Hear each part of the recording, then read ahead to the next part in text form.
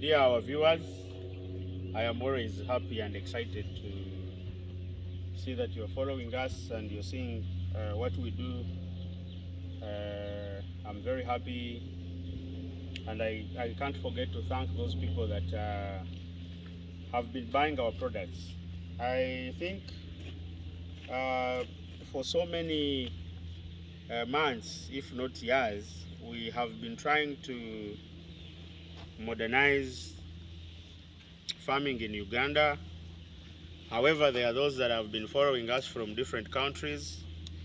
We want to thank you so much for always following the work that Robran does, and we believe we can always keep giving you the best.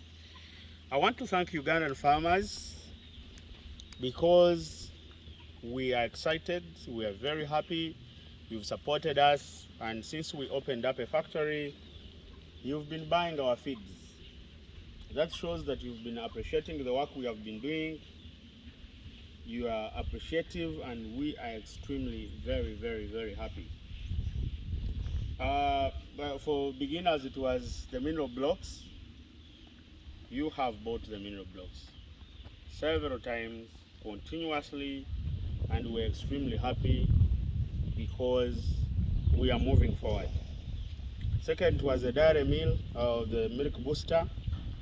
It's now the leading moving product on the market, and we are very happy that you're buying it in large quantities. That support will never be taken for granted. So we recently also introduced a fattening concentrate, and it is also on the market, and we are very happy that it is picking up. I am in this feedlot today. This is one of the best feedlots in this country. They have the best structure. The investment is very good. There are a few challenges that I believe I am going to talk about, because they don't only affect here, but they affect each and every one that is trying to put up a feedlot. First of all, if you are running a feedlot, number one, we must make sure that we do a total mix ratio or a TMR. Why do we have to do that? We have to make sure that the protein and the energy are well balanced for these animals to be able to manufacture the meat or to add on the weight that we want. If we don't do the balance, then we are not going to get what we want. For beginners, first of all, animals must eat at libitum. I mean, animals must eat at will, get satisfied, and leave the troughs. So the moment you find that that is not happening, you reach the feedlot and you see animals running, if they bring food, then that's the first sign that that feedlot will fail to produce results. Once that is done, once we are feeding at libitum, so our animals are feeding at will, then we are doing a TMR, or a total mix ratio, where we are making sure that we have enough energy and protein to make sure that these animals are able to manufacture the meat. Then we are good to go. So that's where our concentrate comes in to support you to make that TMR.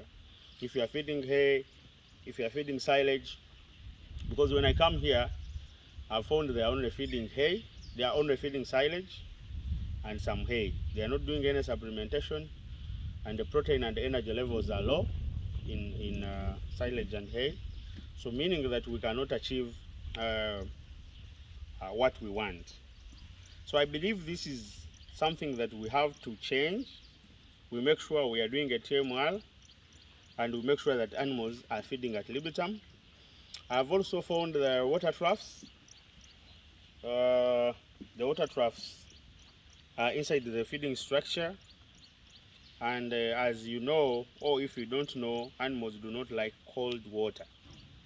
So if the water keeps cold, because it is in the shade, that means the animals are not going to take enough, and the processes in which these animals use the feeds now to make the meat that we want require water intake. So that is something we are going to change. We have advised they are going to put the transparent iron sheets so that the water troughs have enough heat and water can be room temperature or warm a bit. The animals will increase the intake. Definitely, we are also going to supply Robran fattening meal, and we believe that we are now going to monitor and see a lot of progress. What other problems that are facing us? Number one, if you find that animals in a certain batch or in a certain component of the structure they have a big age difference or a big weight difference, the small ones are going to suffer. They are always going to eat last, or they are not going to eat at all. If the feed is not enough, it's only the big ones that are going to eat. So we must be able to group animals according to their weight so that they can favorably compete for food. Before I leave, another thing I've seen is we have to make sure that the palatability of our feed is high. Because if animals are not eating a lot, it does not matter if you're putting feeds in the troughs. If the animals are not eating these feeds, then definitely you're not going to get what we want.